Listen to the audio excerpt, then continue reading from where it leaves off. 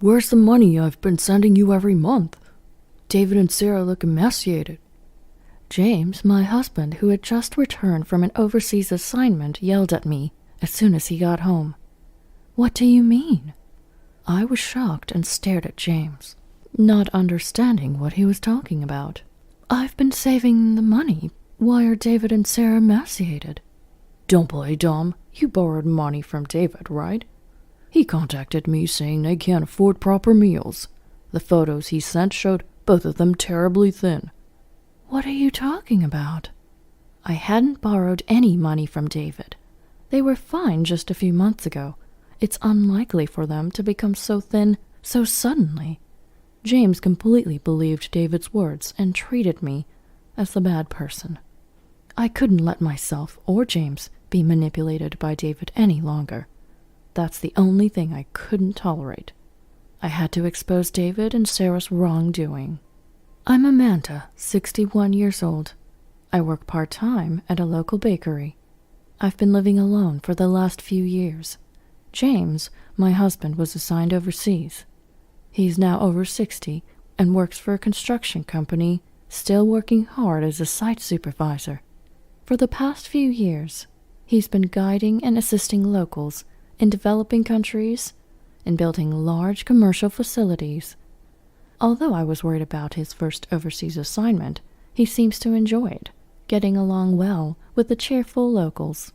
James sends me $2,000 every month for living expenses, so I've been living comfortably on my own.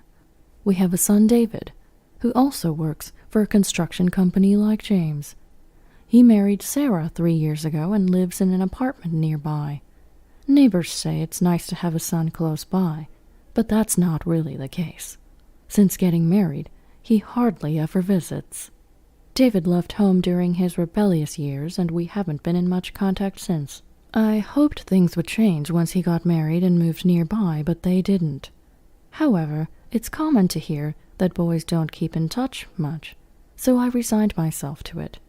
Then one day, David and Sarah suddenly came to my house.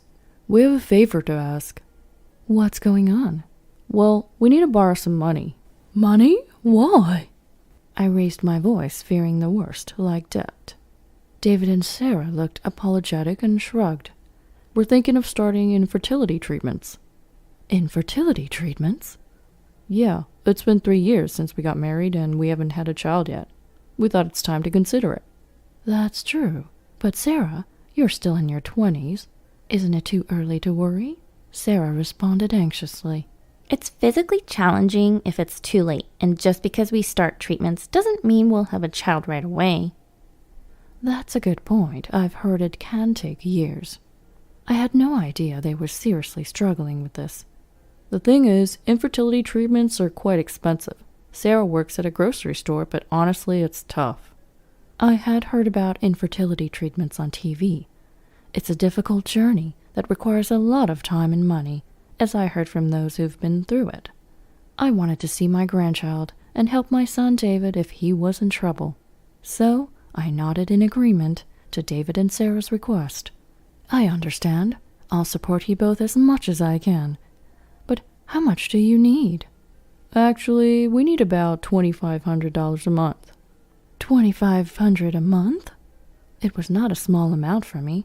It was more than what James sent me every month. However, with my savings and part-time job, it wasn't an impossible amount. We'll definitely pay you back, please. I've always had a soft spot for David's requests. David was finally reaching out to me. Being there for him is what a parent does.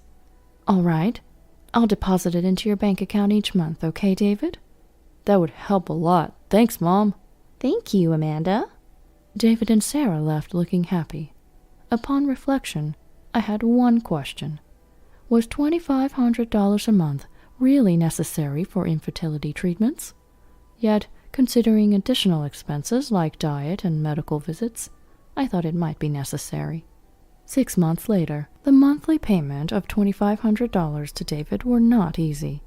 While I could manage with James's remittances and my part-time income, I had to be more frugal than before. So I went shopping at a discount grocery store a bit far from home. On my way back, passing a casino, I spotted two familiar faces. David and Sarah? David and Sarah were entering that casino. Could it be a mistake? Curious, I decided to follow them. I went inside and looked for them. The place was crowded, and just as I was about to give up, I spotted David exiting the restroom. I followed them from a distance unnoticed.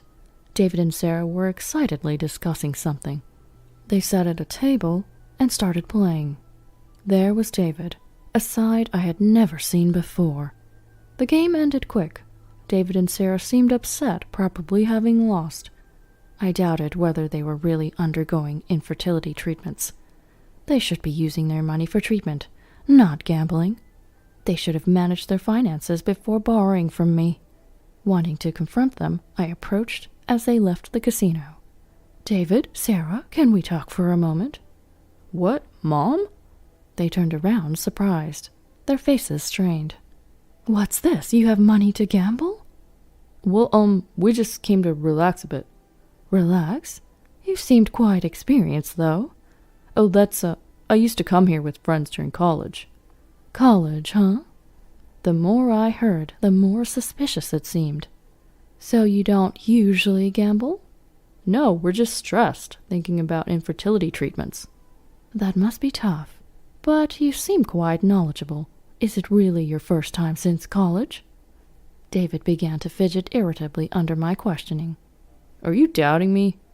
It's not that, but it's shocking to see you coming out of a casino when you said you couldn't afford treatments. I haven't heard much about the treatment either. Oh, you're so annoying. David scratched his head and sighed exaggeratedly. Shut up. All that infertility treatment talk was a lie.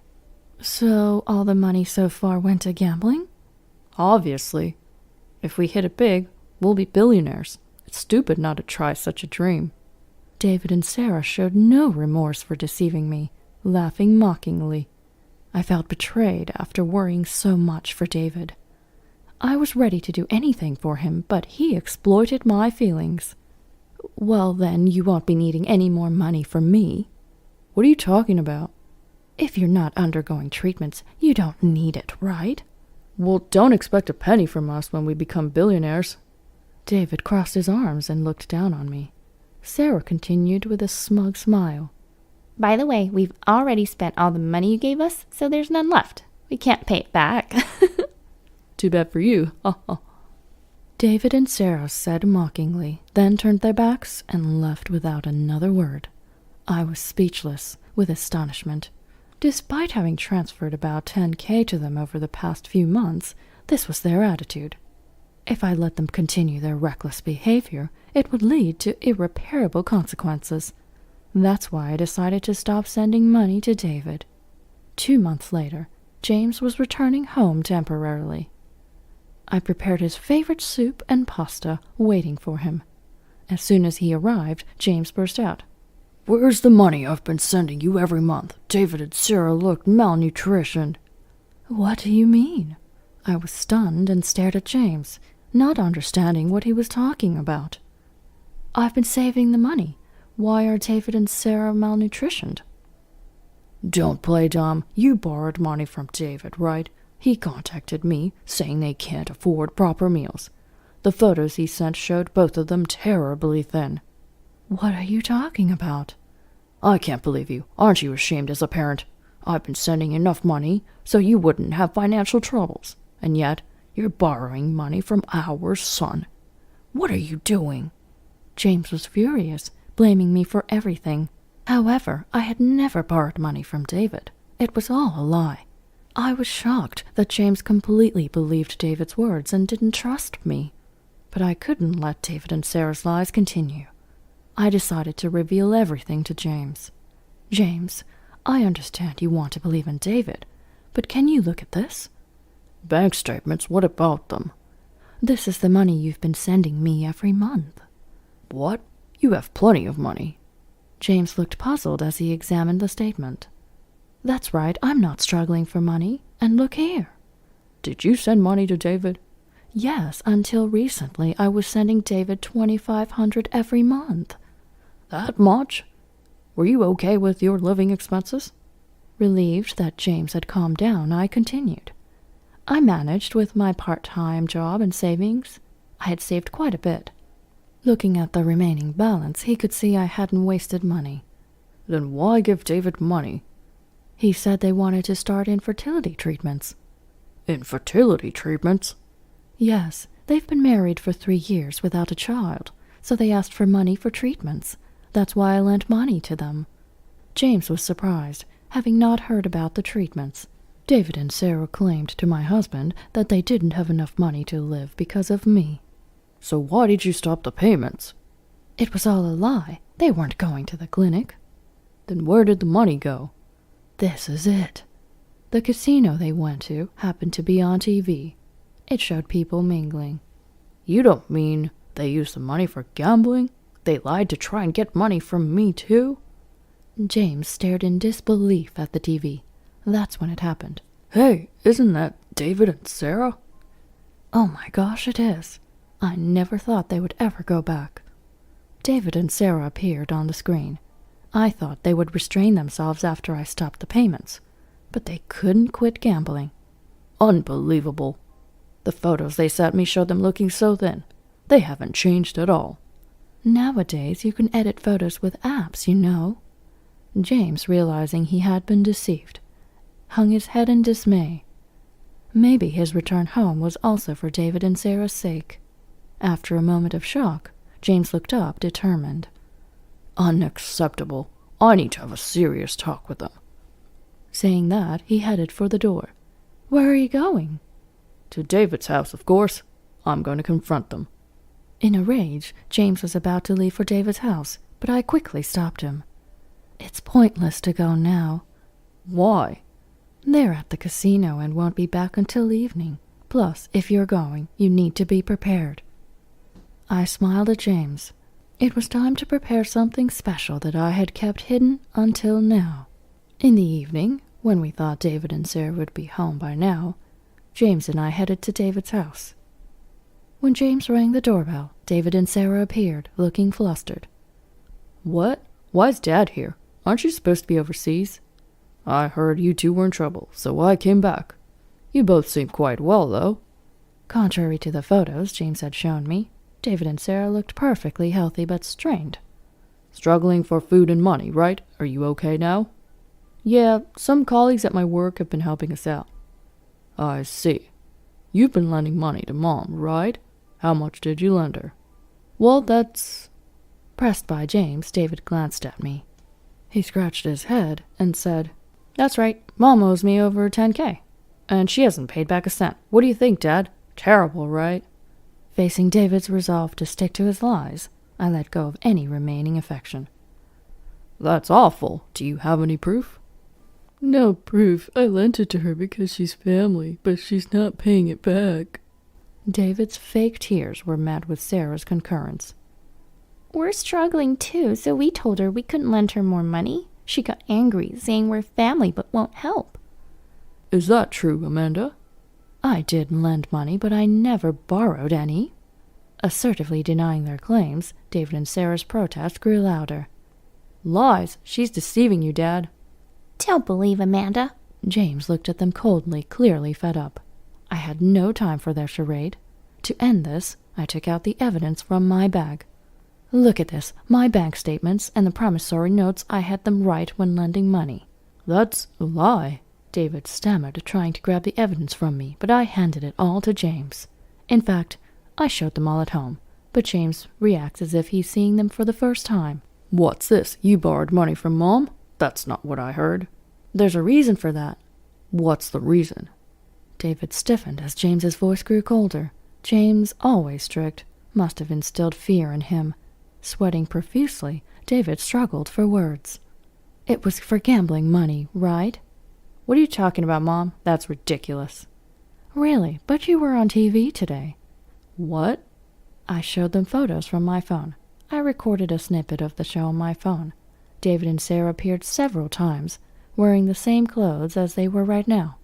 Their faces turned pale at the photos. That must be someone else who looks similar. This isn't proof. You can't tell if it's us from that. Ignoring their denial, I presented several more photos. The photos contained pictures of him going in and out of the casino. Actually, I hired a detective to follow you, David, Sarah. They found out you've been going to the casino several times a month. What's this? They were speechless at the photos and investigation report. Also, the lie about infertility treatments. You haven't visited any clinic for months. Got anything to say? Realizing there was no escape, David sighed and feigned nonchalance. I thought you'd be easy to deceive, Dad. What did you say? I laughed so hard when you called in panic because of my email. If I knew it was this easy, I should have asked for money from you from the start, Dad. David's mocking laughter made James clench his fists on his lap. Did you enjoy deceiving me and your mom? Oh, it was hilarious. If only Mom hadn't been so perceptive. We wanted to win more. Really, we could have earned so much more. David and Sarah showed no remorse. Stop mocking your parents. Do you even realize you're doing something wrong? What? Borrowing and lending money within the family is fine, isn't it? Don't sweat the small stuff. Borrowing money? You don't even repay what you owe. Shut up. It's natural for parents to financially support their children, right? Don't make a big deal out of it. David seemed to think it's okay to do anything because we're family. But reality isn't that forgiving. I decided to confront David with the harsh truth. Listen, even within a family, lying to borrow money can be considered fraud, you know. Fraud? Yes, you tricked me out of money. I'm consulting a lawyer, so you might hear from the court soon. The mention of court panicked David, so I pressed on. The lawyer says there's a potential for fraud charges because the promissory note says it's for infertility treatments, but you never went for any. Then let's sue. David stood up as James spoke calmly. Wait, sue your own son? Are you really that heartless? What? You swindled money from us? And you're saying that? I know what I did was wrong, but wait on suing, please. Then will you repay us? Silence fell over David. It seemed he lost at betting again today. I don't have any cash on hand right now. I'm really struggling for money. I know. The detective said you might be in debt. So you're in debt. Having a hard time repaying. That's why you can't pay us back anytime soon. I squeezed David's hand, feigning sympathy. How sad. We didn't realize you were suffering so much. Sorry. Yeah, as parents, we should have paid more attention. We need to guide you to the right path from now on. James gently patted David's back. Mom, Dad. David's voice was pitiful. We smiled at him. First, admit your wrongdoing and repay the money. That's important. Why does it have to be that way? Borrowing means repaying. Teaching you the right thing to do is our duty as parents. We resolved to provide no further financial support. It's time for them to manage on their own, like adults. Come on. David and Sarah were visibly disappointed. Eventually, they were ordered to repay all the money they borrowed from us. James, of course, also cut off all financial support for David to prevent further gambling addiction. It's our duty as parents to guide them onto the right path. David and Sarah started working longer hours to repay their debts. Too busy to even think about gambling, they were considerably thinner. Sarah wanted to divorce to escape the debt, but David refused. With no money to hire a lawyer, they couldn't even afford a divorce and continued their married life. Despite their apologies, I had no intention of forgiving them. Adults must pay for their mistakes.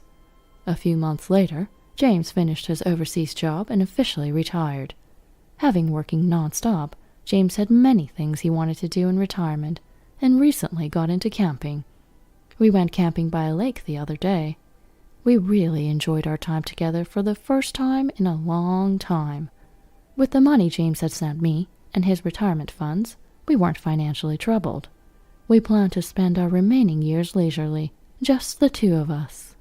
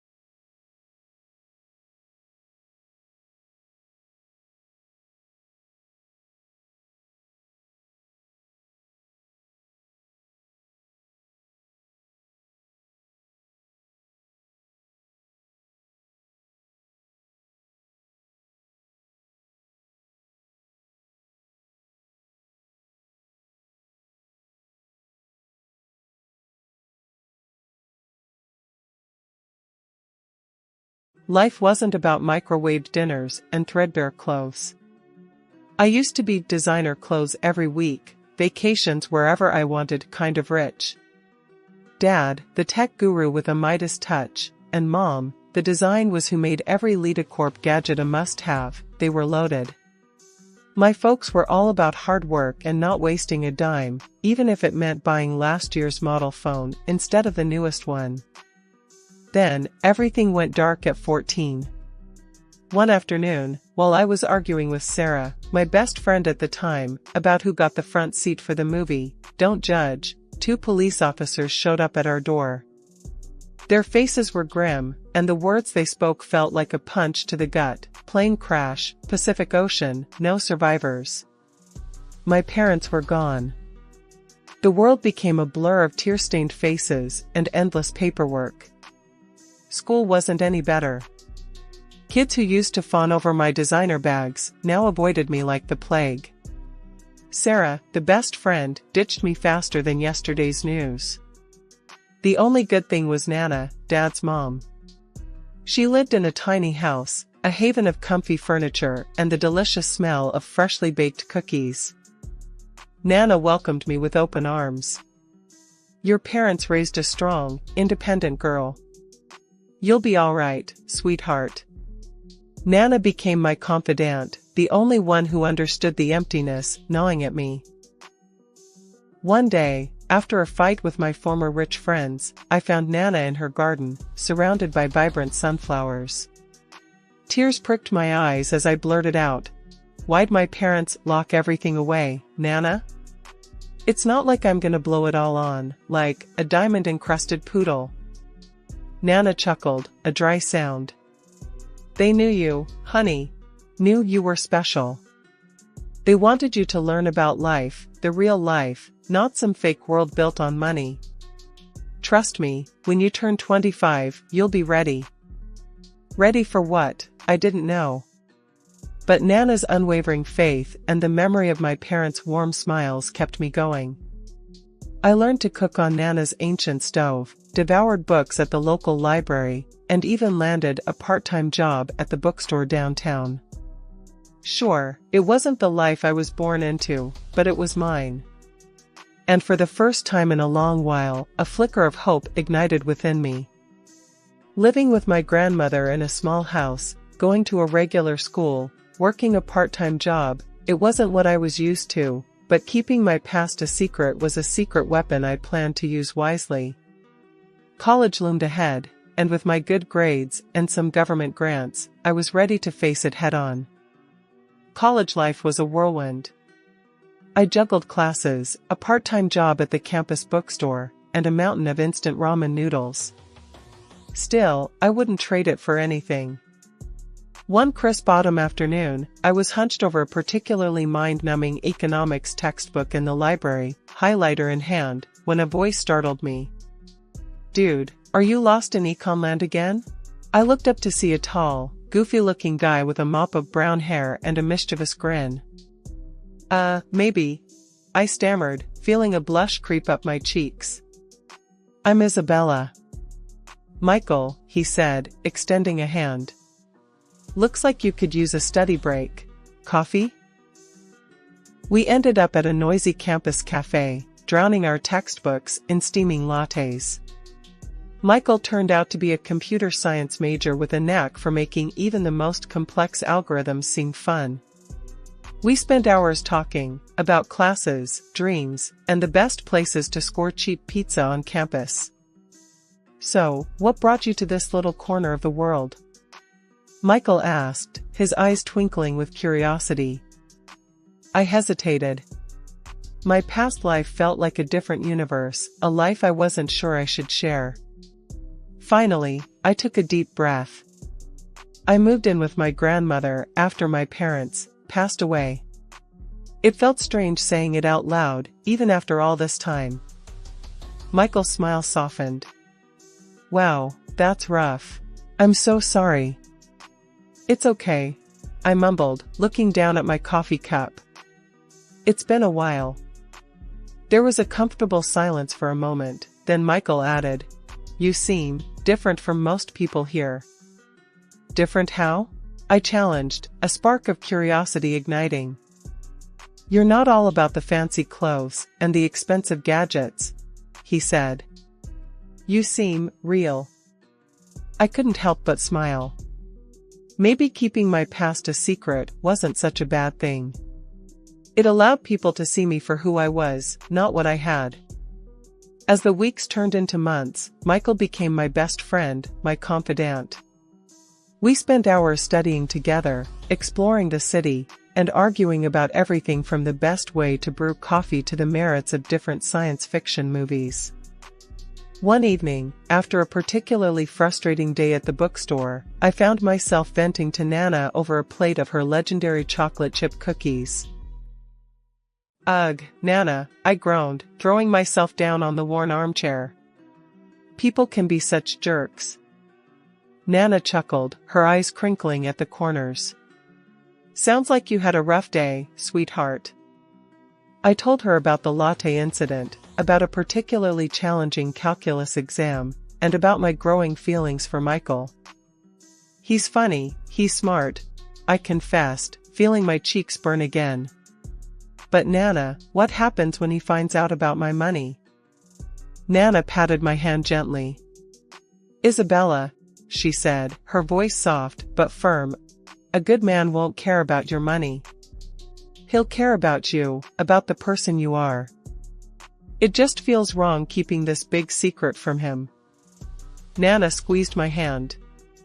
There's time for that later, sweetheart. When you turn 25, you can decide what to do. Until then, focus on your studies, on your friends, and on living life to the fullest. Butterflies pirouetted in my stomach like a drunken ballet. Today was the big day, meeting Michael's parents for the first time. We were practically engaged. Pulling into Michael's childhood driveway, a wave of nervousness washed over me. Their house was a sprawling brick monstrosity, the kind with manicured lawns and a fountain that probably cost more than my entire wardrobe. Deep breaths, Isabella, I reminded myself. You got this. The door swung open before I could even knock, revealing a woman with a perfectly coiffed blonde mane and a smile that didn't quite reach her eyes. This must be Michael's mom, Martha.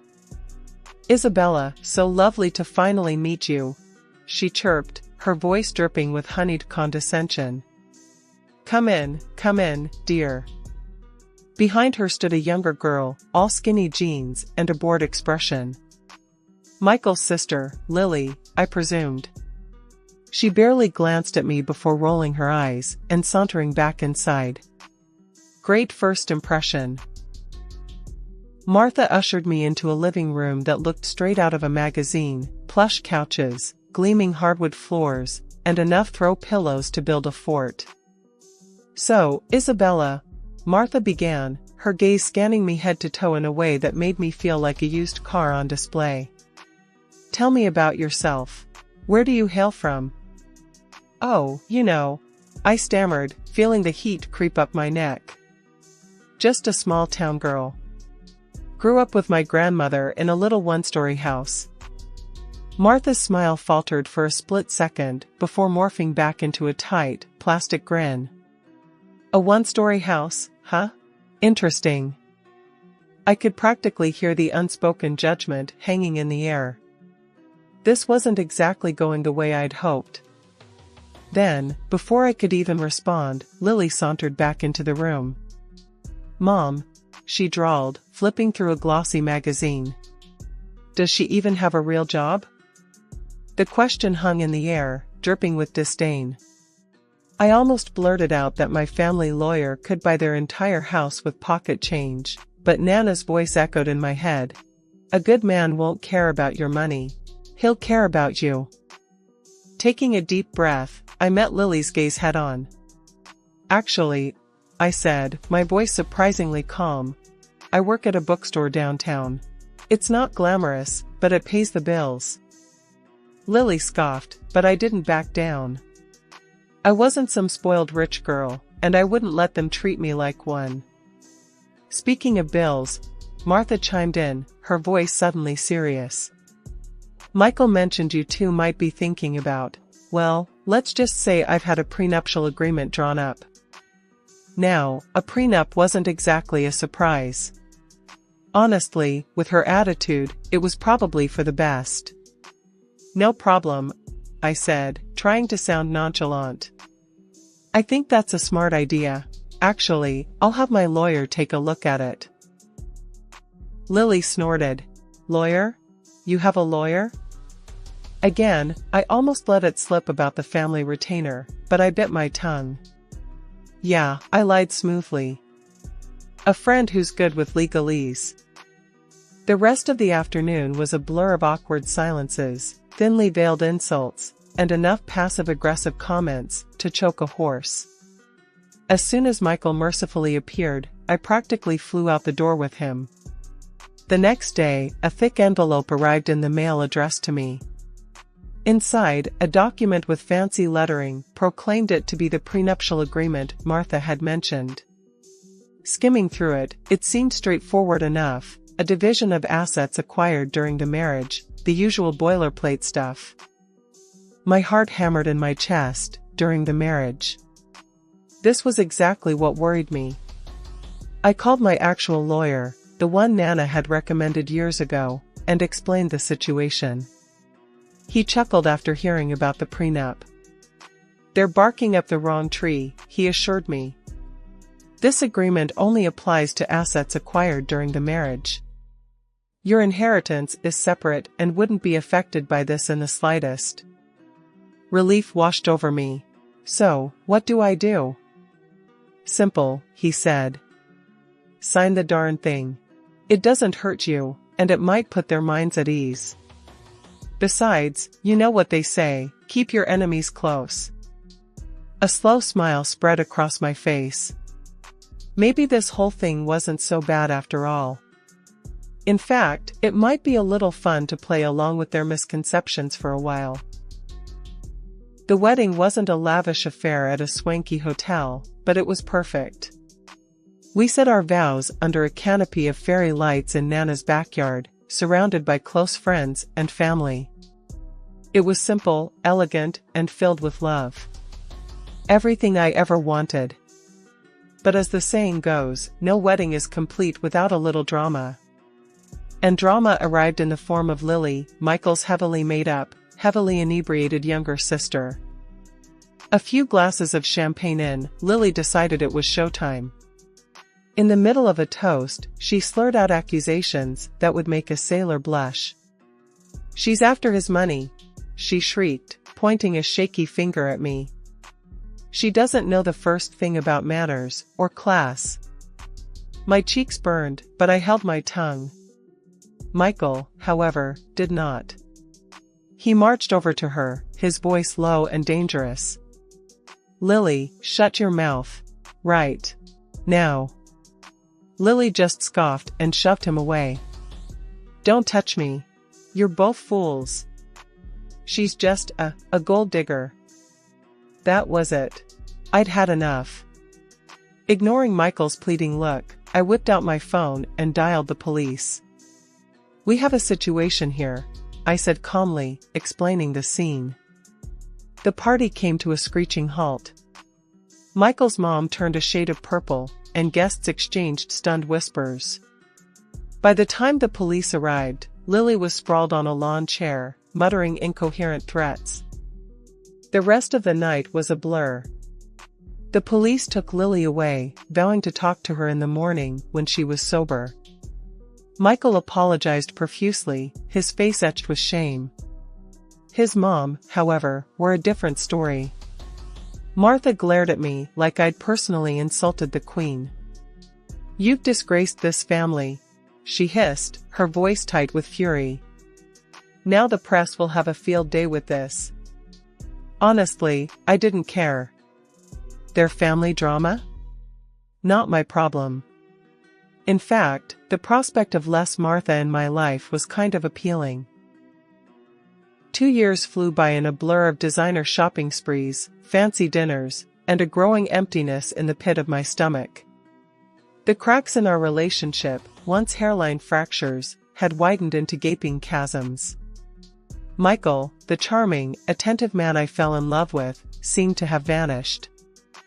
In his place stood a stranger, a workaholic with a bottomless pit for money and a vocabulary increasingly laced with his mother's venomous barbs. He'd stay late at the office, returning home well past midnight, reeking of expensive cologne and a vague dissatisfaction that hung heavy in the air. One evening, as he scoffed at my suggestion for a cozy night in, a familiar phrase slipped from his lips. "Honestly, Isabella," he drawled, "sometimes I wonder if you understand the beauty of big money." It was Martha's voice echoing through his, a cold, condescending sneer disguised as playful teasing. My blood ran cold.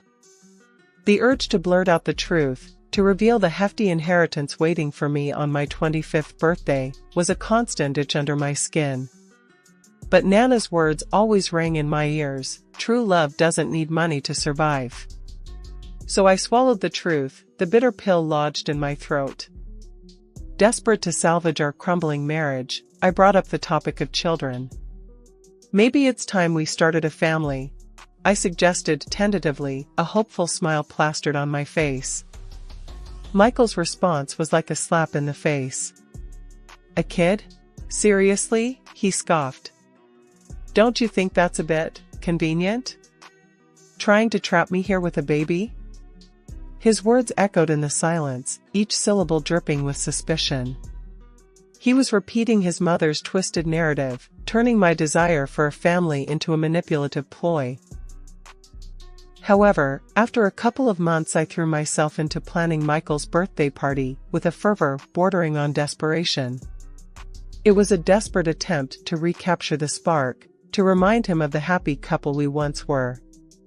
I envisioned a lively gathering, filled with laughter and good company. Maybe, just maybe, it would reignite the flame that seemed to be flickering out. I sent out invitations, meticulously crafting a guest list that included all his friends, colleagues, and with a heavy heart, his mother and sister. In my heart of hearts, I hoped they'd decline. Their presence was guaranteed to inject a healthy dose of drama into the celebration, which was the last thing I needed. The day arrived, a perfect blend of sunshine and warmth. The house buzzed with activity as friends streamed in, bearing gifts and good cheer. Michael, dressed in a crisp new shirt, a birthday gift, naturally, beamed as he received congratulations and well wishes. A sliver of hope flickered within me. Maybe, just maybe, this could be a turning point. A discordant note, however, shattered the illusion. Just as Michael and I were about to cut the cake, the doorbell chimed. My stomach clenched. It was them. Martha, resplendent in a designer outfit that screamed "Look at me," and Lily, her younger sister, looking like a runaway from a bad reality TV show. Lily, clad in a dress that left little to the imagination, made a beeline for the champagne table. A wave of nausea washed over me. Lily, notorious for her inability to hold her liquor, was a disaster waiting to happen. I opened my mouth to warn Michael, but he was already engrossed in conversation with his mother, oblivious to the approaching storm. As predicted, the champagne flowed freely, and with it, Lily's inhibitions. Soon, she was weaving through the party, a tipsy hurricane in a sequined dress. Her voice grew louder with each passing glass, her words laced with a malicious intent. "You'll never be one of us," she slurred, pointing a drunken finger at me. "You're just a gold digger, after Michael's money and his family name." Tears welled up in my eyes, blurring the scene before me. But Michael, oblivious to my distress, remained glued to his mother's side, his back turned on me. He didn't even spare me a glance as Lily launched into a tirade about my supposed inadequacies as a wife and future mother. "You'll never carry on the family lineage," she screeched, waving a sheaf of papers in the air. "You'll only give birth to weak, pathetic babies." My vision swam. Shame and anger warred within me. Then, amidst the drunken chaos, Lily stumbled, her high heels betraying her. With a graceless shriek, she tumbled into the pool, landing in a heap of soaked sequins and misplaced pride. I rushed forward to help, more out of instinct than anything else. That's when I saw it. The papers Lily had been clutching lay on the ground, partially obscured by the pool water. Curiosity overcoming my emotional turmoil, I picked them up. My blood ran cold as I recognized the document, divorce papers. Signed by Michael. The date scrawled at the bottom confirmed my worst fears. Tears stinging my eyes, I stormed back into the house, the party atmosphere a grotesque parody of happiness. There, in the middle of the living room, stood Martha, a smug smile plastered on her face. Before I could speak, she launched into a tirade. "Well, Isabella," she purred, her voice dripping with fake sympathy. "Looks like your little plan backfired, didn't it?" "What plan?" I spat, my voice tight with anger. "What are you talking about?" "Don't play dumb, dear," she sneered. "Trying to get pregnant, trap Michael, a classic gold digger move." Betrayal, raw and searing, ripped through me. I glanced at Michael, searching for a flicker of denial, a shred of the man I thought I knew. But his gaze remained fixed on the floor. Fury replaced the pain. "Fine," I choked out, snatching the divorce papers from his hand. "If that's what you want." With a trembling hand, I grabbed a pen from the table and signed the document with a flourish. A gasp rippled through the crowd, but I ignored it. Let them watch. Let them see the sham of a marriage I'd been living in. "There," I said, my voice surprisingly steady. "Happy now?" The room was silent, the air thick with tension. Then, I reached for my phone and dialed a familiar number. "Nana?"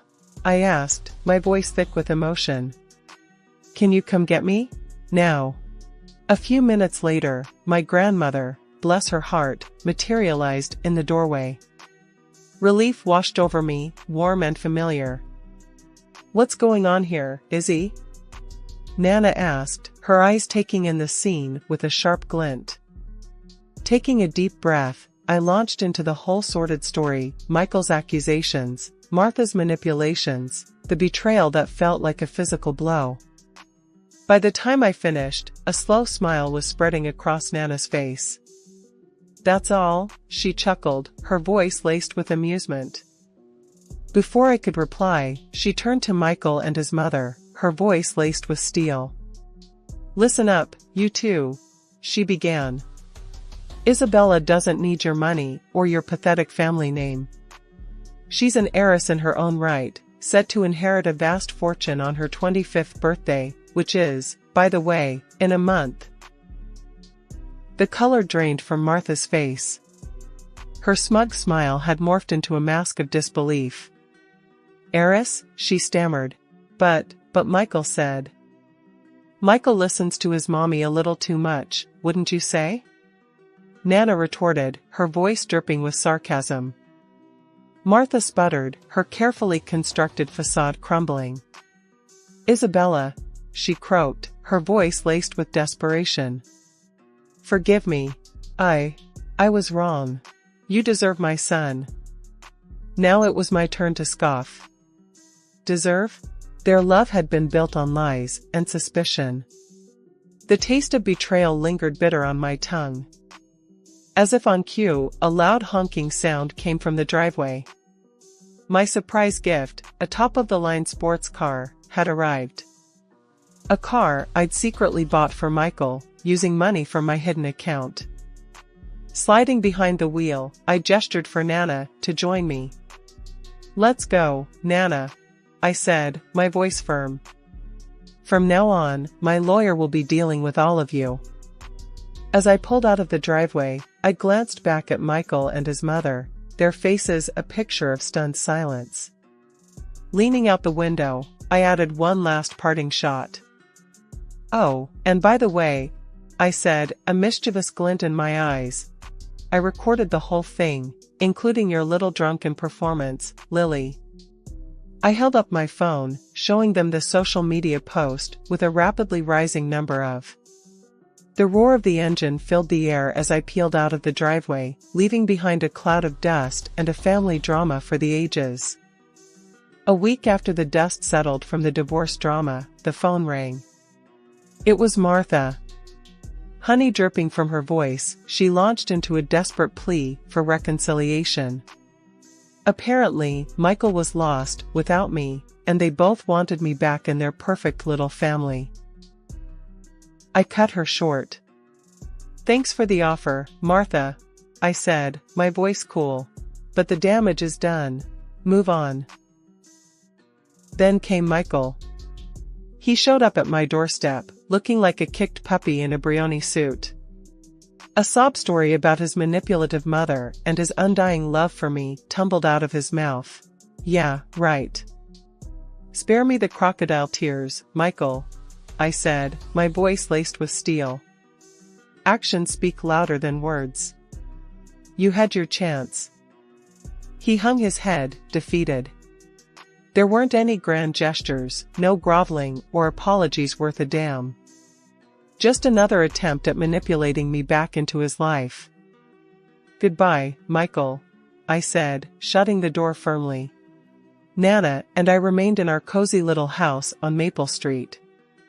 Forget mansions, this place held memories, laughter, and the comforting aroma of Nana's famous apple pie. My 25th birthday arrived, ushering in a tidal wave of wealth. The inheritance was staggering, more money than I could ever dream of spending. But luxury cars and designer clothes held no appeal. Instead, I channeled that wealth into something meaningful. The Isabella Foundation, dedicated to my beloved parents, was born. This foundation offered a lifeline to people struggling financially, a way up from the quicksand of debt and hardship. It was my way of giving back, of making a difference in the world. Running the foundation kept me busy, but it was the most rewarding work I'd ever done. Reading success stories, witnessing the hope blossom in people's eyes, that's what fueled me. The sting of betrayal had faded, replaced by a quiet satisfaction.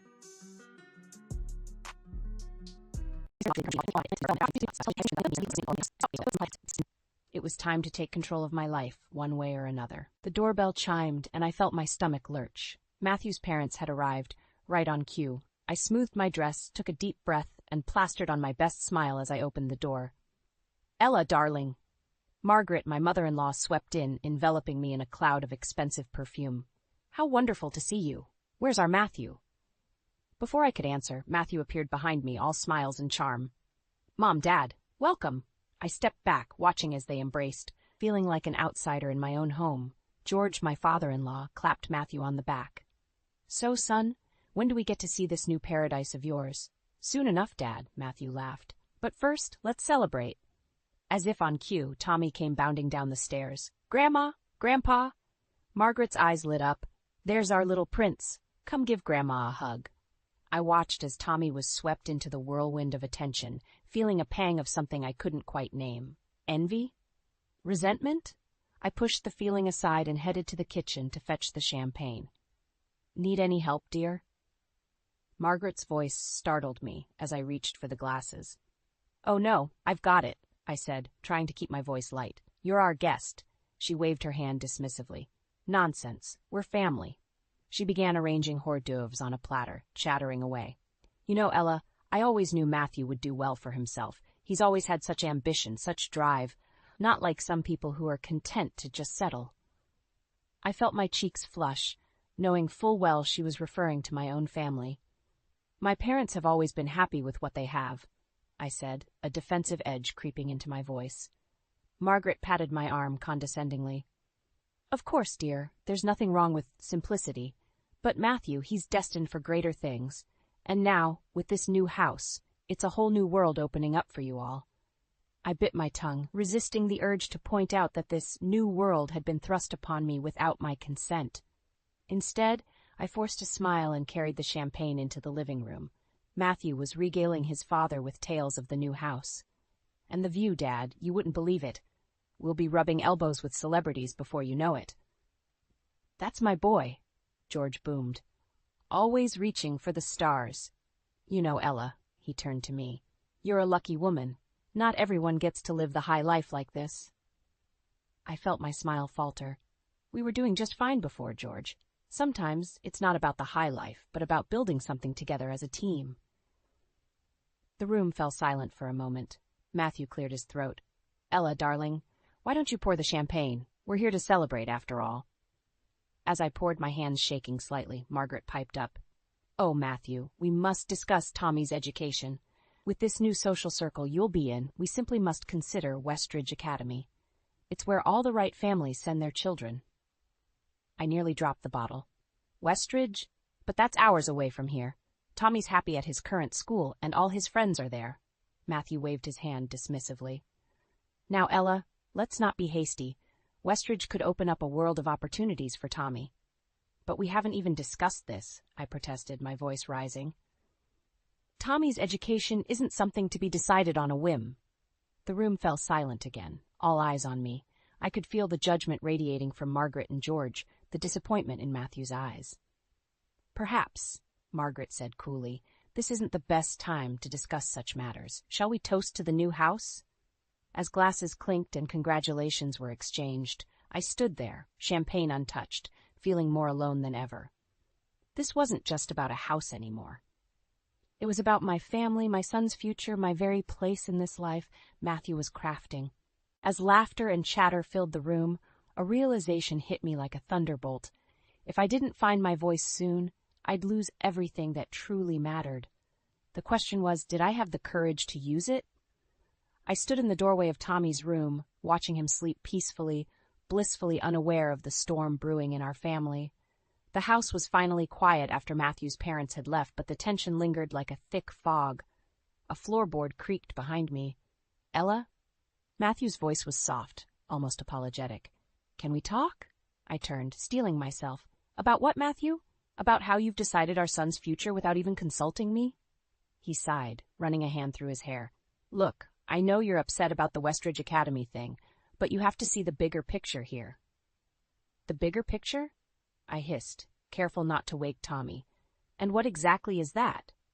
Matthew guided me downstairs to his study, closing the door behind us. Ella, with this new house, we're entering a different league. Tommy needs to be prepared for that world. I felt my anger rising. That world? Matthew, he's 10 years old. He needs his friends, his familiar surroundings, not some pretentious prep school hours away from home. It's not pretentious, it's prestigious, Matthew countered. Do you know how many doors this could open for him? And what about the doors it could close? I shot back. His childhood? His sense of belonging?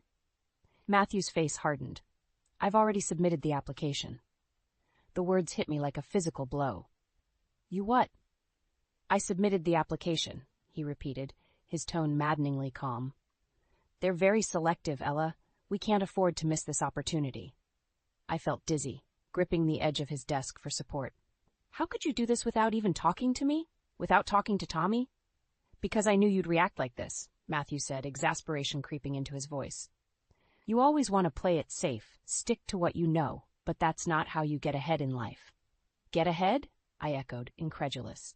Is that all you care about? What about our son's happiness? Matthew's eyes flashed. Of course I care about his happiness, but sometimes as parents we have to make tough decisions for their future. We? I laughed bitterly. There is no we in this decision, Matthew. You've made that perfectly clear. A tense silence fell between us. I could see the muscle in Matthew's jaw working as he struggled to control his temper. Look, he finally said, his voice forcibly calm, what's done is done. The application is in. If he gets accepted, we'll discuss it as a family, I interrupted.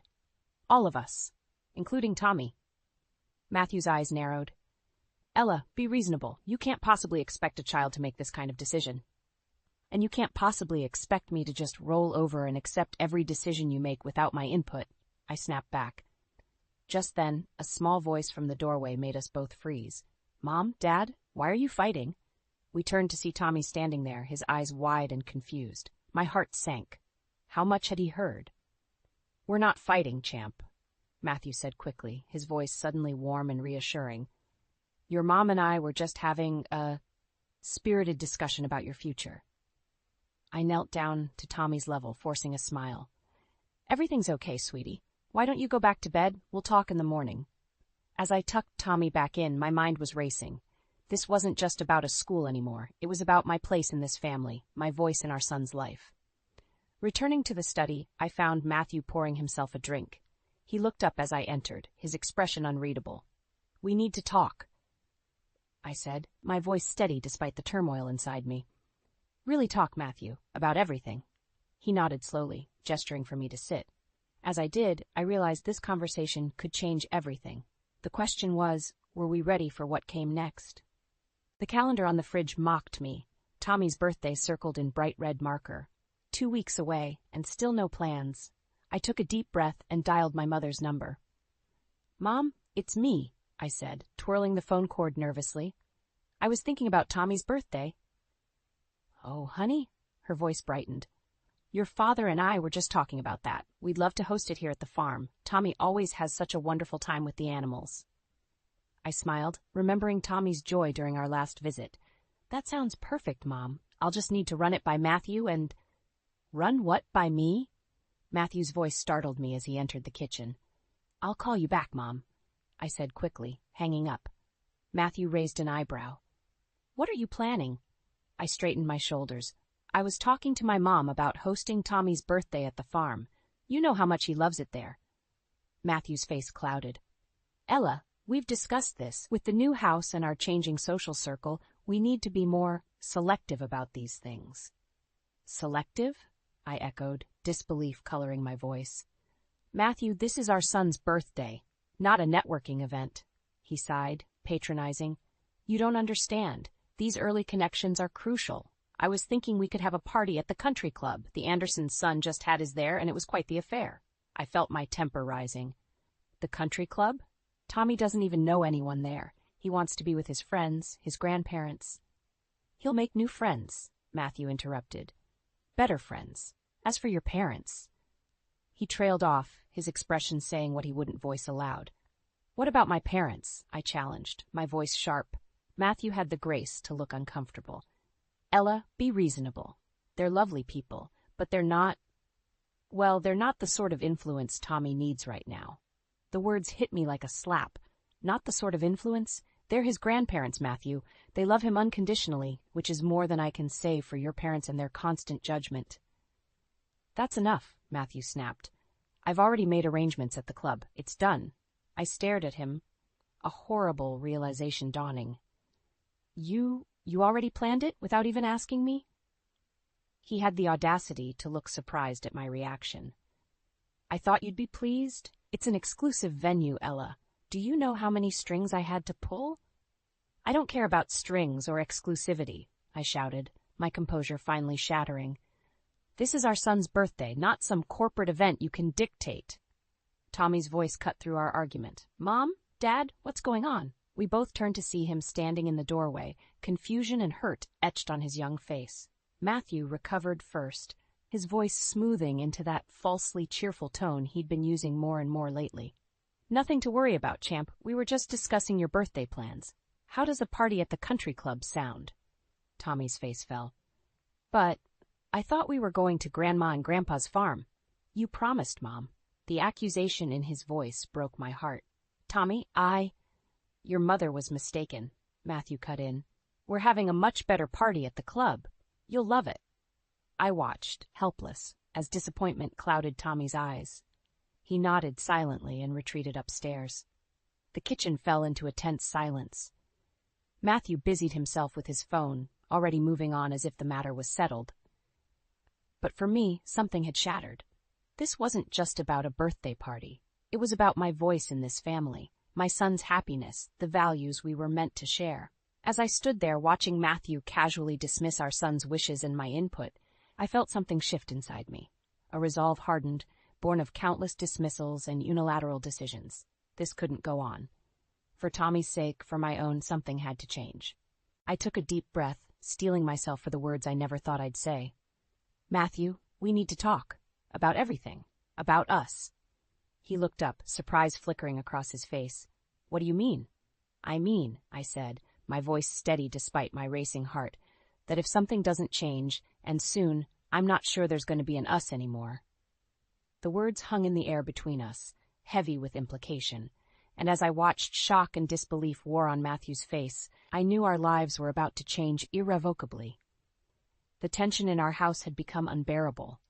Tommy's birthday party at the country club had been a disaster. He'd spent most of it sulking in a corner, missing his friends and grandparents. Matthew, oblivious, had schmoozed with his new high society acquaintances, leaving me to deal with our miserable son. I was folding laundry when Matthew burst into the bedroom, waving an envelope. Ella! Fantastic news! Tommy's been accepted to Westridge Academy. My stomach dropped. Matthew, we agreed to discuss this as a family. He waved dismissively. Come on, Ella. This is a once-in-a-lifetime opportunity. We can't pass it up. We, I echoed, my voice rising. There is no we in this decision, Matthew. You've made that perfectly clear. His eyes narrowed. What's that supposed to mean? It means I'm tired of being sidelined in my own family. I exploded, throwing down the shirt I was folding. The house, the school, Tommy's birthday, you make all these decisions without me, without considering what I want, what Tommy wants. Matthew's face hardened. I'm doing what's best for this family. Someone has to think about our future. Our future? I laughed bitterly. Or your future, your status, your precious social climbing. Don't be ridiculous, he snapped. Everything I do is for us, for Tommy. Is it? I challenged.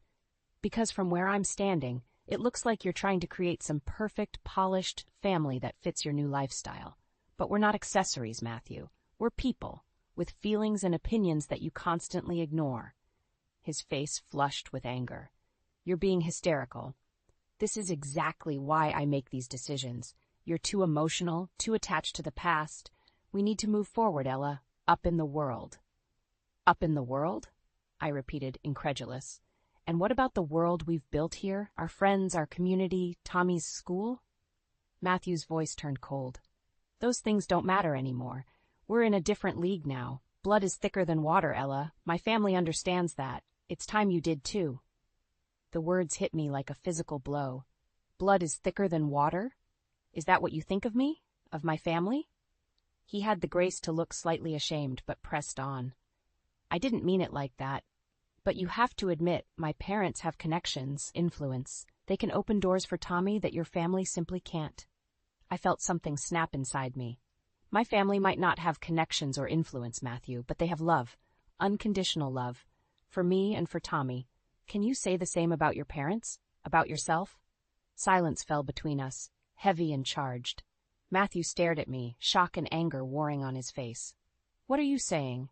He finally asked, his voice dangerously low. I took a deep breath, steeling myself. I'm saying that I don't recognize you anymore, Matthew, or this life you're trying to force us into, and I'm not sure I want to be a part of it. His eyes widened. Ella, you can't mean. I do, I interrupted, surprised by the steadiness in my voice. I think I need some time away, to think, to figure out what I want for myself and for Tommy. Matthew's face paled. You're not taking my son anywhere. Our son, I corrected, a newfound strength surging through me. And yes, I am. We're going to stay with my parents for a while. I won't allow it, he growled. I met his gaze unflinchingly. You don't have a choice, Matthew, not anymore. As I turned to leave the room, my heart pounding but my resolve firm, I heard him call out, If you walk out that door, Ella, don't bother coming back. I paused, my hand on the doorknob. Without turning around, I replied, Maybe I won't. With those words hanging in the air, I walked out, ready to face whatever came next.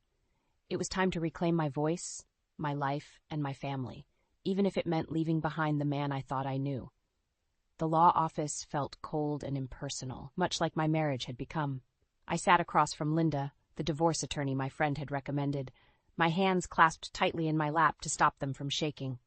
Mrs. Thompson, Linda began, her voice gentle but firm, are you absolutely certain you want to proceed with this separation? I took a deep breath, Matthew's words echoing in my mind. Blood is thicker than water. The final nail in the coffin of our relationship. Yes, I said, surprised by the steadiness in my voice. I'm certain. Linda nodded, pulling out a stack of papers. All right then, let's go over your options. As she spoke about custody arrangements and asset division, my mind wandered to Tommy. He was staying with my parents, confused and upset about why we weren't at home. The guilt gnawed at me, but I pushed it aside. This was for him as much as it was for me. Mrs. Thompson? Linda's voice snapped me back to attention. There's something else we need to discuss. Your husband's recent property acquisition. My stomach churned. The Malibu house. The beginning of the end. Given the timing and the fact that it was purchased without your knowledge, we have grounds to claim it as a marital asset, Linda explained. This could significantly impact the division of property. I felt a surge of vindication, quickly followed by a wave of sadness. How had we come to this? As I left Linda's office, my phone buzzed. A text from Matthew, "Where are you? We need to talk." I ignored it, my fingers hovering over my parents' number instead. I needed to hear Tommy's voice. "Mom?" His small voice came through the speaker, and I felt my eyes well up. "Hey, sweetie, how are you doing? When are we coming home?" The question hit me like a punch to the gut. "Soon, honey. I promise. Things are just a little complicated right now." "Is it because of Dad? Are you guys getting a divorce like Billy's parents?" The directness of his question caught me off guard. "Tommy, It's not that simple. Your dad and I, It's okay, Mom," he interrupted, his voice suddenly older than his years. "I heard you guys fighting. I know Dad's been mean to you." Tears spilled down my cheeks. "Oh, Tommy, I'm so sorry you had to hear that." "Don't be sorry, Mom. Just come get me. We don't need Dad if he's going to be mean." His words, so innocent, yet so profound, steeled my resolve. "You're right, sweetie. We don't. I'll be there soon, okay?" As I hung up, another text from Matthew flashed on my screen. "Ella, if you don't come home right now, I swear I'll..." I deleted it without reading further. There was nothing left to say. Driving to my parents' house, I felt a strange mix of terror and exhilaration. I was burning bridges, leaping into the unknown. But for the first time in years, I felt truly alive. As I pulled into the driveway, I saw Tommy's face pressed against the window, his eyes lighting up as he spotted me. My parents appeared behind him, their expressions a mix of concern and support. I stepped out of the car and Tommy came running, throwing himself into my arms. As I held him tight, I knew with absolute certainty that I was making the right choice. "Are we going home?" Tommy asked, looking up at me. I smiled, ruffling his hair. "No, sweetie, we're going to make a new home. Just you and me." "What about Dad?"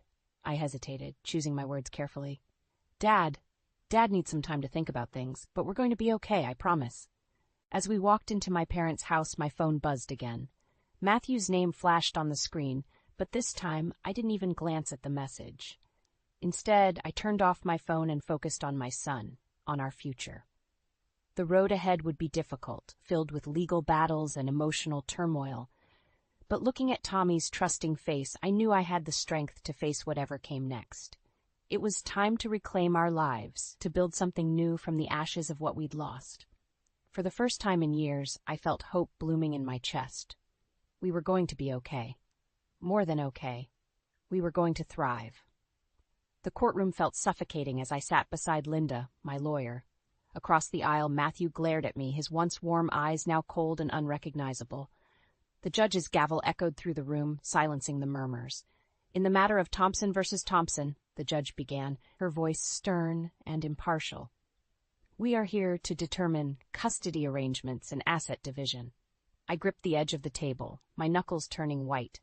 Everything hinged on this moment. Linda stood, her voice steady. "Your Honor, we have evidence of Mr. Thompson's pattern of unilateral decision-making, financial manipulation, and emotional neglect towards both Mrs. Thompson and their son, Tommy." She presented a folder, and I watched Matthew's face contort with rage. "Objection!" his lawyer shouted. "These claims are baseless and inflammatory." The judge raised her hand. "Overruled. Continue, counselor." As Linda laid out our case, the Malibu house, the school application, the isolation from my family, I felt a mix of vindication and sorrow. How had we come to this? Matthew's lawyer countered, painting me as an ungrateful wife, unable to appreciate the life Matthew had provided.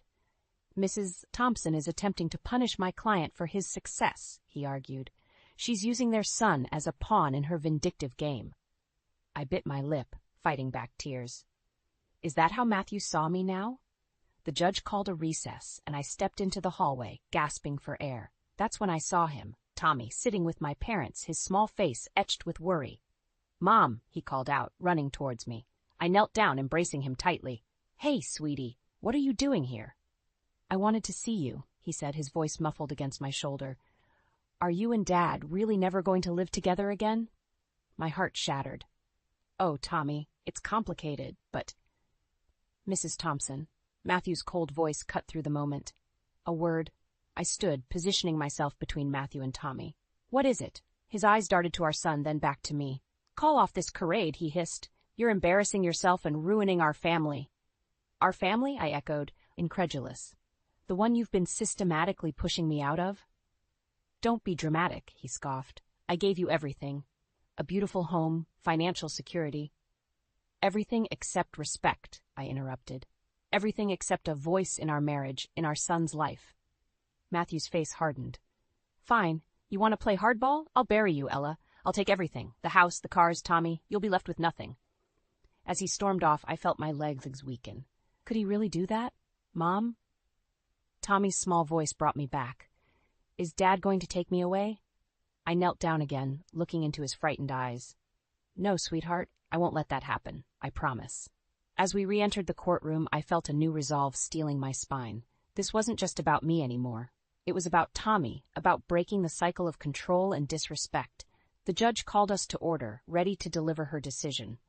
I held my breath, feeling the weight of our future hanging in the balance. "After careful consideration of the evidence presented," she began, her voice echoing in the silent courtroom, "I have reached a decision regarding custody and asset division." I gripped Linda's hand, my heart pounding. This was it. The moment that would define our lives moving forward. "In the matter of custody," the judge continued, "I hereby grant primary custody to—" Time seemed to slow down. I could hear my own heartbeat, see Matthew's confident smirk, feel the weight of Tommy's future in my hands. Whatever the judge said next would change everything. But as I sat there, trembling yet determined, I knew one thing for certain. I was done being silent, done being sidelined. Whatever happened, I would fight for my son, for my voice, for the life we deserved. The judge took a breath, ready to deliver her verdict, and I braced myself for the battle ahead. The morning sun streamed through the windows of our new apartment as I packed Tommy's lunch for school.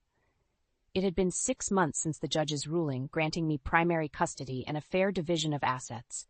6 months of rebuilding, of finding our footing in this new life. "Mom!" Tommy called, racing into the kitchen. "Don't forget, it's career day at school. Are you still coming?" I smiled, ruffling his hair. "Wouldn't miss it for the world, kiddo." As we drove to school, I couldn't help but marvel at how far we'd come. The fear and uncertainty that had clouded those first few weeks after the divorce had given way to a quiet confidence. We were making it, Tommy and I, on our own terms. At the school, I took my place among the other parents, waiting for my turn to speak. I caught sight of Matthew across the room, here for his allotted time with Tommy. Our eyes met briefly, and I was surprised to see a flicker of something, regret, respect, in his gaze before he looked away. When it was my turn, I stood before the class, taking a deep breath. "Hello, everyone. I'm here to talk about my job as a small business owner." I saw Tommy's eyes widen with pride, and I felt a surge of confidence.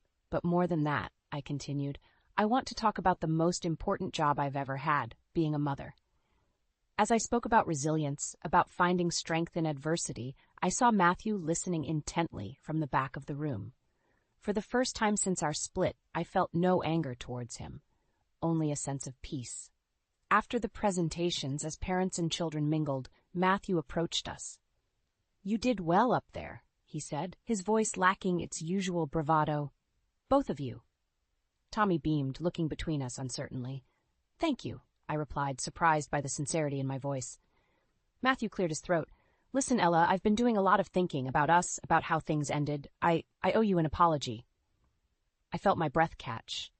This was the last thing I'd expected.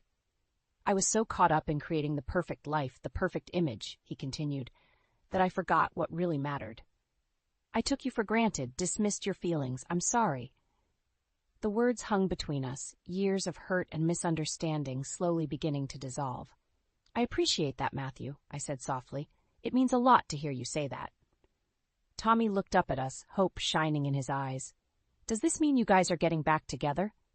Matthew and I exchanged a glance, a moment of understanding passing between us.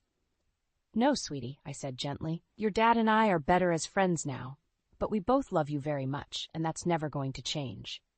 Matthew nodded, placing a hand on Tommy's shoulder. Your mom's right. We're still a family, just a different kind now. As we stood there, the three of us together yet irrevocably changed, I felt a sense of closure wash over me. The journey had been difficult, filled with pain and uncertainty, but we'd come through it stronger. Later that evening, as Tommy and I walked hand in hand through the park near our new home, he looked up at me. Mom, are you happy now? I paused, considering his question. Was I happy? The life I'd envisioned for myself had shattered, but from the pieces, I'd built something new, something uniquely mine. Yes, Tommy, I said, squeezing his hand. I am happy. Are you? He nodded enthusiastically. Yeah, I like our new life, and I'm proud of you, Mom.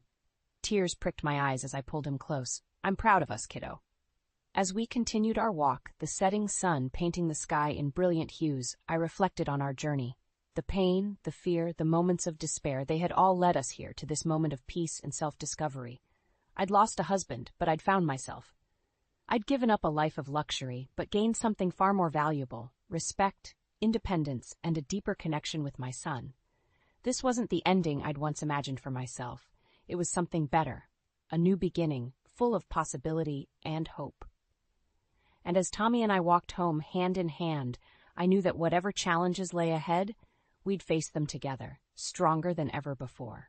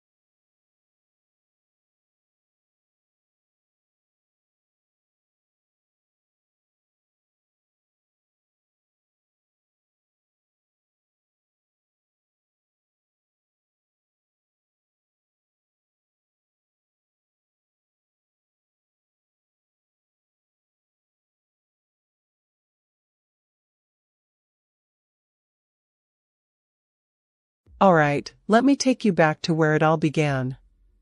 It was at this party, you know, the kind where you're not really excited to go but end up having the time of your life. That's where I met Alex. Our friends, who were hosting, had been trying to set us up for ages. They said we'd hit it off, and damn, were they right. So there I was, standing with a drink in my hand, feeling kind of out of place in a crowd of strangers, when Alex walked over. He had this easy smile and a way of making you feel like you were the only person in the room. "Hey, I'm Alex. You must be the famous Sarah I've heard so much about," he said, extending his hand with a cheeky grin. I remember laughing, the ice in my drink clinking as I shook his hand. "Famous?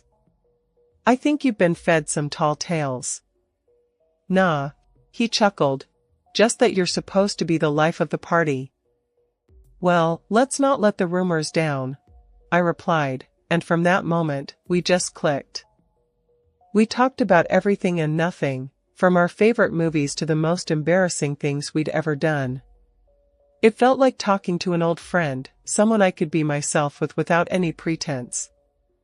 As the night went on, we found ourselves away from the crowd, sitting on the back porch, sharing stories under the stars. It was one of those conversations that felt like it could go on forever. "You know, my friends thought this would be a good setup, but I think they underestimated how much we'd actually get along," Alex said, looking genuinely surprised. I smirked, taking a sip of my drink. "Yeah, I was ready to bail the minute I got here. Glad I didn't." "That makes two of us," he replied, his eyes locking with mine in a way that made my heart skip a beat.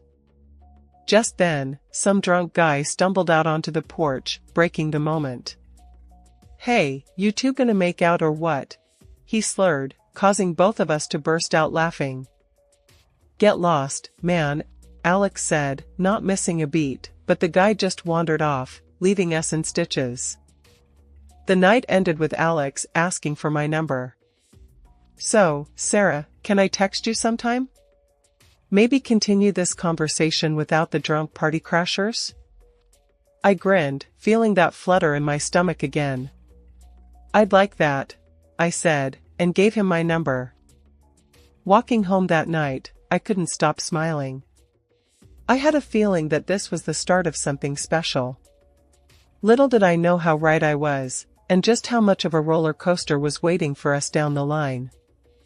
The day Alex and I decided to meet his parents, my stomach was in knots. I knew they were well off, living in a world that seemed miles away from my simple upbringing. Alex tried to ease my worries on the drive over, his hand finding mine as he glanced my way. "They're gonna love you, Sarah. Just be yourself," he reassured, squeezing my hand. "Yeah, if being myself doesn't include being a nervous wreck," I muttered, trying to smile. We pulled up to a house that looked more like something out of a magazine than a place where people actually lived. It was massive, the kind of place with more rooms than you'd know what to do with. As we walked up to the front door, Alex gave me an encouraging nod, and we stepped into the lion's den. His mom, let's call her Elaine, greeted us with a smile that didn't quite reach her eyes. His dad, whom we'll call Richard, was more straightforward, offering a firm handshake that felt more like a test of strength than a greeting. "So, you're the girl Alex has been spending all his time with," Elaine said, leading us into the living room. Her tone was polite, but there was an edge to it that made me brace myself. "Yes, Mrs. Jackson. It's so nice to finally meet you," I said, my voice a bit too high-pitched even to my own ears. "Dinner's ready." "Let's eat," Richard announced, cutting through the awkward pleasantries. Dinner was an exercise in dodging subtly sharp questions and trying to make small talk that felt like pulling teeth. Elaine was particularly skilled at backhanded compliments. "It's so brave of you to pursue a career in web design, especially coming from such a humble background," she said, her eyes scanning me like I was an interesting specimen under a microscope. Yeah, well, we can't all inherit a business, can we? Gotta work with what we've got. I shot back, a little more defensively than I intended. Alex shot me a look, a mix of admiration and please let's not start a war at the dinner table. Richard, for the most part, stayed out of the fray, focusing on his food more than the conversation.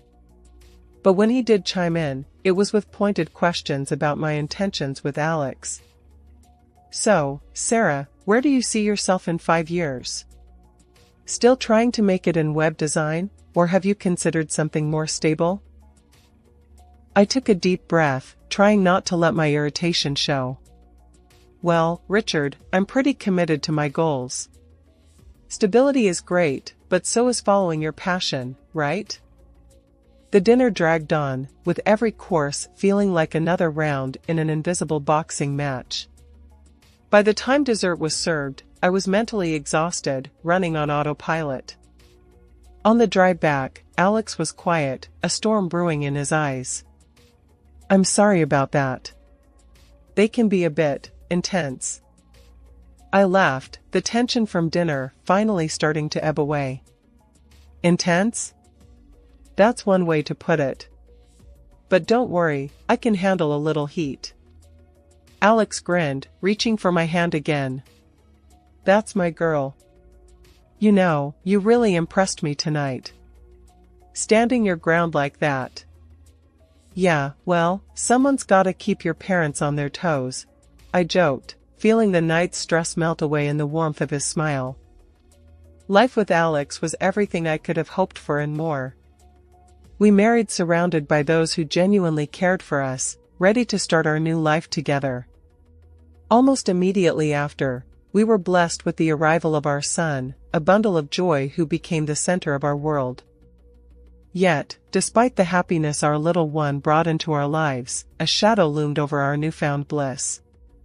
Alex's parents refused to accept our son as part of the family.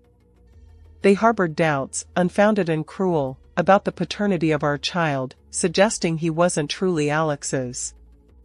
One evening, after we'd put our little guy to bed, Alex and I were slumped on the couch, each nursing a cup of tea, when he dropped the bombshell. Sarah, my mom called today, he began, the words heavy. She's insisting on a paternity test. I choked on my tea, coughing as the words sunk in. She what? My voice was a mix of disbelief and anger. Yeah, I know, it's insane. She's out of line, Alex said, running a hand through his hair, looking as frustrated as I felt. Why now? What's her problem with us being happy? I was fuming, the idea of it all so offensive, so invasive. Alex sighed. She's convinced herself that. I don't know, that our son isn't mine. Says it's for the family's peace of mind. Peace of mind? What a load of crap. I snapped, my temper flaring. And what did you say to that? I told her she was being ridiculous, that it's an insult to even suggest it. But she's adamant. She's even willing to pay for the test, Alex explained, his tone defeated. I stood up, pacing the room, my mind racing. And if we say no? Then she threatens to cut ties, disown me, or worse, drag us through some legal battle. She's bluffing, I think. But Sarah, I don't want this hanging over our heads. I stopped pacing, looking at him, the anger simmering down to a painful realization. So, we just do it? Prove her wrong and shove it in her face? Alex nodded. Yeah. We do it, not for them, but for us. To end this nonsense. The day of the test, we were a quiet storm of nerves and silent defiance. The clinic was sterile and impersonal, the process clinical and cold. We gave our samples, our little guy oblivious to the tension, babbling happily in my arms. On the ride home, Alex tried to lighten the mood. Imagine the look on her face when the results come in. Congratulations, it's a grandson. I couldn't help but snort, despite the situation. She'll probably accuse the lab of being in on a conspiracy. We laughed, a brief respite from the weight of it all. The wait for the results was agonizing, each day stretching on. When the envelope finally arrived, we sat together, hand in hand, as Alex tore it open. Reading the results, a mix of relief and vindication washed over us. 99.99% Alex was indeed the father. I grabbed the phone, dialing his mother's number, before I could second-guess myself. "Mrs. Jackson, you might want to sit down for this.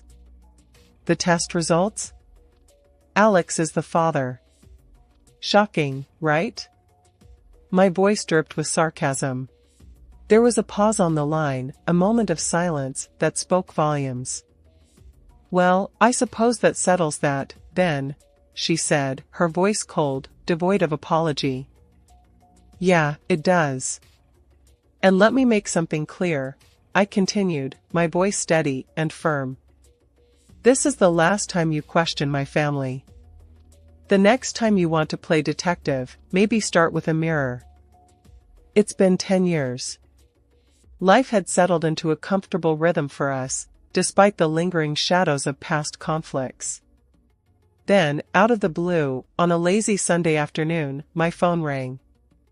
The caller ID flashed a name that made my heart sink and my stomach twist into knots: Elaine, Alex's mom.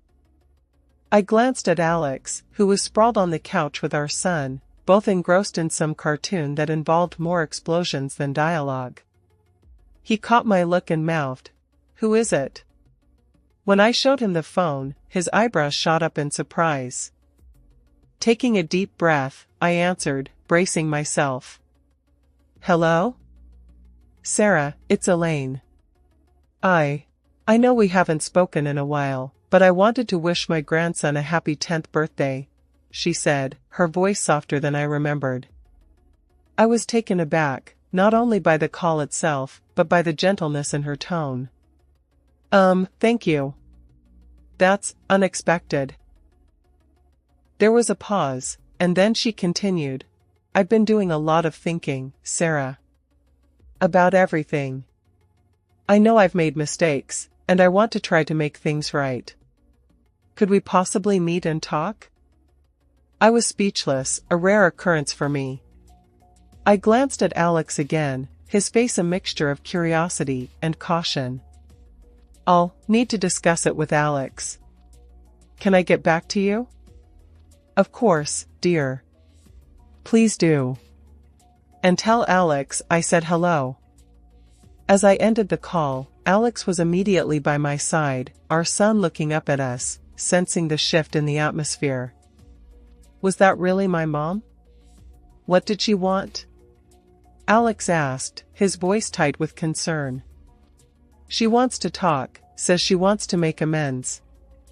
Even wished our boy a happy birthday," I said, still trying to wrap my head around the conversation. Alex rubbed his neck, a sign of his unease. "Wow, that's... I didn't see that coming. What do you think? Are we ready to open that door again?" I sighed, watching our son return his attention to the TV, blissfully unaware of the adult complexities swirling around him. "I don't know, Alex. Part of me wants to believe people can change. But another part... I'm scared of getting hurt again, of us getting hurt." Alex took my hand, giving it a reassuring squeeze. "Whatever you decide, I'm with you. We've been through worse, haven't we? If she's genuinely trying to make amends, maybe it's worth hearing her out. For his sake," he said, nodding towards our son. When Elaine, my mother-in-law, showed up at our doorstep the following week, she wasn't empty-handed.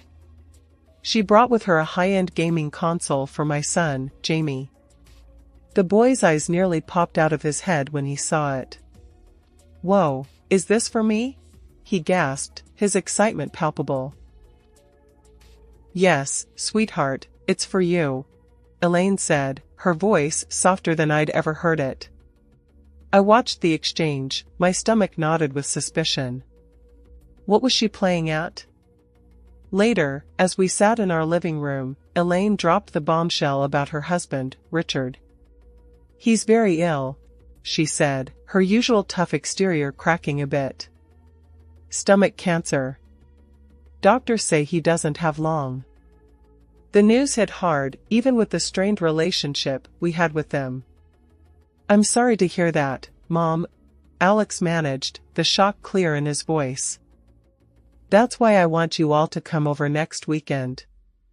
He wants to see you, especially Jamie, she added, her gaze lingering on our son. Despite my wariness, we agreed. It seemed the right thing to do, given the circumstances. The visit to their mansion was as uncomfortable as I anticipated. Richard looked a shadow of his former self, his illness taking a visible toll. Jamie, oblivious to the tension, was thrilled with the grandeur of the place. Wow, this place is huge, he exclaimed, his young eyes wide with wonder. As the evening wore on, Elaine took Alex and me aside for a private talk. What she said next floored me. We need an heir for the business, and we want Jamie to be that heir, she stated, her tone matter of fact. I blinked, taken aback. What about your other grandson, Matthew? Isn't he the heir? Elaine's lips thinned. Matthew had an accident. A spinal fracture. He can't take over the business now. Her indifference to Matthew's plight chilled me. It was all about the business for her. So, you're just discarding him because he's injured? And now you want Jamie as your backup plan? I couldn't keep the bitterness out of my voice. It's not like that, Sarah. It's about securing our family's future. And Jamie is part of this family, Elaine countered, but her words felt hollow. Alex and I exchanged a look, a silent agreement passing between us. We'll need to think about this, Mom, he said, his voice steady. Jamie's future isn't something we're going to rush into. Elaine nodded, though I could tell she wasn't pleased. Just remember, we're willing to cover all his education expenses. It's an opportunity of a lifetime. The ride back home was quiet, each of us lost in thought. This wasn't just about a business or an inheritance. It was about our son's life, his happiness. And no amount of money could make us compromise on that. After Elaine's bombshell about wanting Jamie to be the heir, Alex and I had a long talk. It was late, the kind of hour that blurs lines and softens shadows, making hard truths a bit easier to speak. Can you believe this, Alex? She basically wants to trade in Matthew for Jamie because he's hurt. It's like, I don't know, picking players for some sick game, I said, frustration bubbling up. Alex rubbed his face, looking as tired as I felt. Yeah, it's messed up. Mom's always been about the business, but this? It's cold, even for her. And what she said about Matthew. It's like he doesn't matter to her anymore. How can she be so heartless? My voice cracked a bit. This wasn't just about offers and inheritance, it was about family, about doing what's right. We're not doing it, Sarah. We're not letting Jamie get sucked into her twisted world. He's a kid, not a chess piece, Alex said, his voice firm. Exactly. He should be playing with toys, not getting groomed to take over a business he knows nothing about, I added, feeling a surge of protective anger. The next day, I called Elaine, my stomach in knots, but my resolve firm. Elaine, we need to talk about your offer, I started, trying to keep my voice steady. Oh? Have you come to your senses, then? Her voice was smug, expecting compliance. No, we haven't come to our senses. We're not letting Jamie be part of this scheme of yours. He's a child, Elaine. And what you're doing to Matthew is unforgivable, I shot back, my anger rising. She scoffed. You're being short-sighted, Sarah. You don't understand what it means to be part of a legacy. To have power. You're just an uneducated girl playing house. That stung, but I plowed on. Maybe I don't understand your world, Elaine, but I do know that what you're offering isn't right for Jamie. We want no part of it. Her tone turned icy. You'll regret this, Sarah. I'll make sure of it. The threat hung in the air, heavy and ominous. After we hung up, I felt a mix of fear and defiance. I didn't have to wait long to see what Elaine's revenge would look like. The very next morning, a knock at the door revealed two social workers, their badges and serious expressions a prelude to trouble. Mrs. and Mr. Jackson, we've received a complaint alleging that you're mistreating your son. We need to talk to you and conduct a preliminary assessment, one of them explained, her voice neutral, but not unkind. Alex and I exchanged a look of disbelief. Mistreating Jamie? That's ridiculous. Who would even say something like that? Alex sputtered, his confusion mirrored in my own heart. The social workers remained professional. We're not at liberty to disclose the source of the complaint, but please understand, we have to investigate all claims. They asked to see Jamie, to talk to him, and to inspect our home. It was humiliating, invasive, but we complied, knowing we had nothing to hide.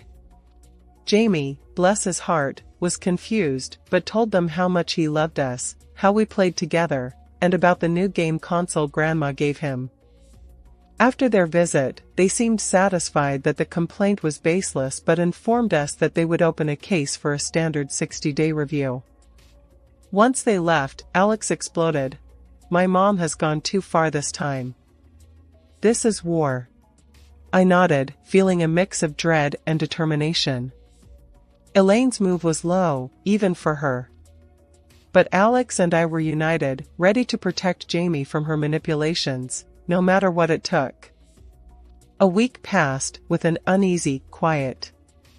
Then, as if challenging the peace, the social workers returned, this time with a new claim from Elaine, my mother-in-law.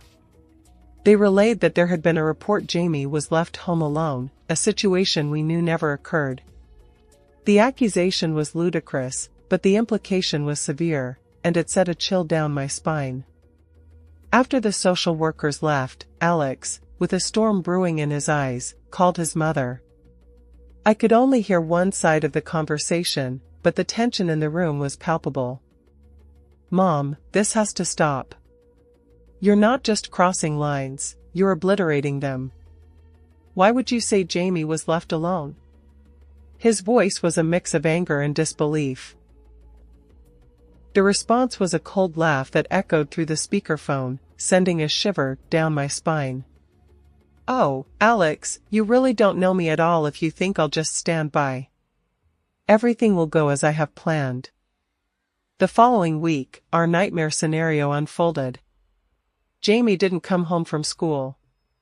Frantic, we called around, only to discover Elaine had picked him up, claiming she had our permission. My heart stopped. When we finally got Jamie on the phone, his words twisted the knife deeper. Grandma says I can stay with her. She buys me stuff and lets me do what I want, he said. The realization that Elaine would go to such lengths to manipulate our son, to tear him from us, was a wake-up call. We had tried to handle things calmly, to keep the peace for the sake of family unity, but it was clear that Elaine's motivations were driven by control and spite, not love or concern for Jamie's well-being. With heavy hearts, but a determined resolve, we involved the police, explaining the situation and insisting on our son's return. The legal system, slow but eventually effective, sided with us, recognizing the manipulation and unlawfulness of Elaine's actions. The trial felt like a storm that had raged around us, threatening to pull us under. But when it finally passed, the skies cleared in a way we hadn't expected. Richard's death came as a shock, a somber reminder of how fleeting and fragile life could be. Yet, in his passing, he left behind a message, a final act that would redefine the future of our family. It turned out Richard had made some unexpected decisions regarding his estate. Most of it was left to Alex and me, a gesture that spoke volumes of his silent observations and perhaps his regrets.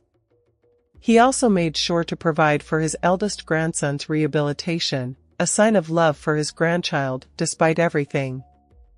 Elaine was left with just a small monthly allowance, a decision that, no doubt, came as a shock to her. One evening, Alex and I sat down with Jamie, the glow from his nightlight casting soft shadows across his room. It was time to talk about the future, about the choices and the legacy his grandparents had left behind. "Jamie, you know how Grandpa Richard left us some money, right?" Alex started, his voice gentle, but serious. "Yeah, Dad. Does that mean I can get more video games?" Jamie's innocent question brought a smile to my face, a brief moment of lightness in the gravity of our conversation. "It means a lot more than that, Bud," I chimed in, ruffling his hair. "It means you have options for your future. For school, for what you want to be when you grow up." Jamie looked between us, his young mind trying to grasp the weight of our words. "But I don't know what I want to be yet." "Is that okay?" "Absolutely," Alex assured him. "The most important thing is that you get to choose, to find what makes you happy. And we'll be here to support you, no matter what." "And what about Grandma Elaine?" Jamie's question hung in the air, a reminder of the wound still healing. "We'll deal with that as it comes.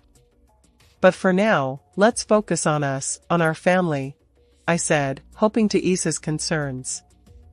The days that followed were filled with discussions about trusts, scholarships, and savings for Jamie's education.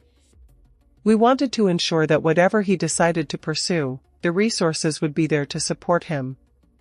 It wasn't just about securing his future financially, it was about giving him the freedom to dream, to explore, and to become whoever he wanted to be. As for Elaine, the relationship remained strained, a bridge partially burned by past actions. Yet, we held out hope that time might bring healing, might soften the sharp edges of conflict and misunderstanding. For Jamie's sake, we remained open to reconciliation, to finding a way forward that could include her, albeit with boundaries firmly in place.